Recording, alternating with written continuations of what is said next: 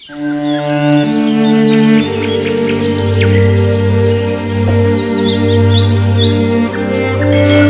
kalau punya karep itu biasanya gitu. Doa ya diorderkan, khataman juga. Ini makanya punya utang ini harus kapan-kapan khatam sendiri. Jangan nyuruh orang lain apa? Khataman, beliau sendiri mungkin gak khataman gak? Tapi ini memang khas kiai ya. Jadi ya, kalau di dunia khas kiai itu meskipun pejabat, kalau di depan kiai itu ya harus tetap kayak santri.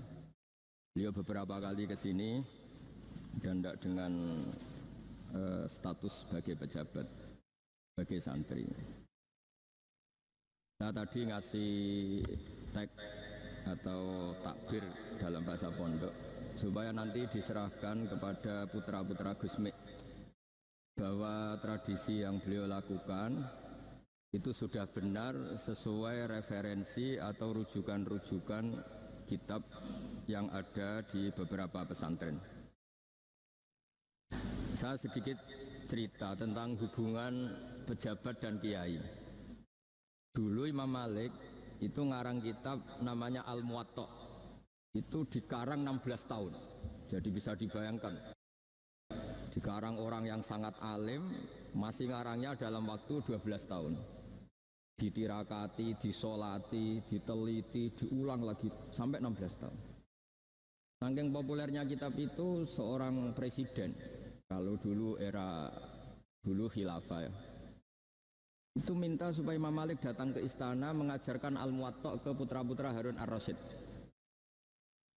Ini saya agak muji sisi benarnya Pak Aryo. Apa kata Harun Ar-Rasyid ketika didatangi ajudan presiden? Al-ilmu yu'ta la ya'ti. Ilmu itu disowani, bukan yang sowan. Jadi ini ya agak benar lah BUMN ini sudah benar ini mau datang ke sini. Tapi jangan hitung utang. Saya pernah datang Gus, nanti kapan-kapan kau yang datang. Nah, itu enggak ikhlas kalau itu. Itu ngawur sekali itu kalau. Singkat cerita Harun Rasyid itu datang. Imam Malik itu orang yang sangat menghormati ilmu sehingga beliau duduk di atas, di sofa di atas. Karena Harun Rasyid itu presiden, khalifah, beliau ngiranya itu dipersilahkan duduk setingkat Imam Malik. Akhirnya beliau duduk berdampingan dengan Imam Malik. Kata Imam Malik sebelum ngaji, di mana-mana orang ngaji itu harus sopan, nggak boleh orang ngaji setara dengan gurunya. Turun Imam Harun Rasyid turun terus awur santri-santri. Baru Imam Malik mau mulai ngajar.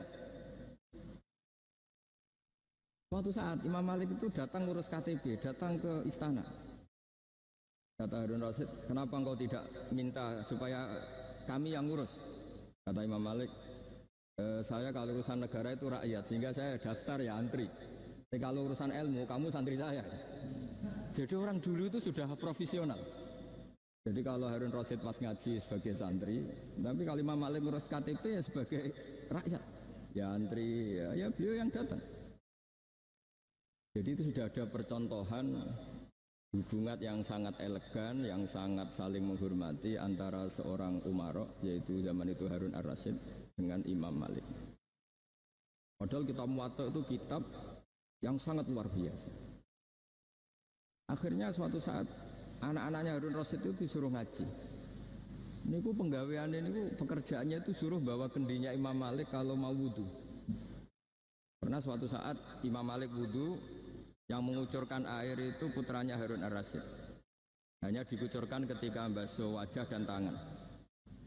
Pas Harun Rasyid lewat, dinasihati juga, halla ghusal taqodamaihi. Harusnya kamu tidak hanya mengucurkan untuk wajahnya, juga untuk kakinya. Padahal itu anak seorang presiden. Jadi betapa dulu itu harkat dan martabat ilmu itu sangat dihormati. Nah, kenapa demikian? Karena ilmu ini yang membentuk sebuah bangsa. Jadi kalau kita berpikir jernih ya, oke kita ada BNN ya, polisi yang nangani narkoba, terus ada beberapa jabatan atau institusi negara yang bisa mengawal kecurangan, misalnya ada KPK, ada BPK dan sebagainya. Tapi tanpa masyarakat dibentuk kiai dan dibentuk norma-norma agama, itu capek. mayoritas orang tidak mencuri itu ya barokahnya dididik kalau mencuri itu dosa, kalau nanti masuk neraka. Sebelum ada KPK dan BPK itu orang tidak nyuri ya sudah banyak, karena memang nggak nyurinya itu faktor agama, bukan karena takut KPK. Artinya tanpa agama, tanpa nilai-nilai norma itu nggak bisa kebayang Indonesia. Karena orang nanti nggak maksiatnya atau nggak salahnya itu takut aparat, bukan takut Tuhan. Makanya kalau guyonan anekdot khas itu ada orang melanggar rambu-rambu, ketangkep polisi. Kamu tidak tahu kalau ini larangan? Ya tahu Pak. Kenapa tetap melanggar? Karena tidak tahu Bapak di sini. Itu menunjuk polisinya. Itu khas Indonesia. Jadi kalau nggak melanggar itu karena takut aparat, bukan karena kesadaran hukum. Tapi kalau urusan rambu-rambu itu seperti itu. Tapi kalau urusan orang tidak zina, tidak maling, tidak korupsi itu hampir mayoritas orang Indonesia itu karena takut azab Allah atau takut dosa. Sehingga di desa terbelakang yang enggak terjangkau polisi atau di daerah-daerah yang sangat terpencil, itu perilaku leluhur, yaitu tidak nyuri, tidak zina, tidak apa, itu ya tetap jalan. Karena mereka memang dididik oleh agama. Sehingga keinginan kita terbesar adalah bahwa sesuai konsep Imam Ghazali, al-ulama wal umara tau amani. Jadi ada sinergi lah antara ulama dan umara.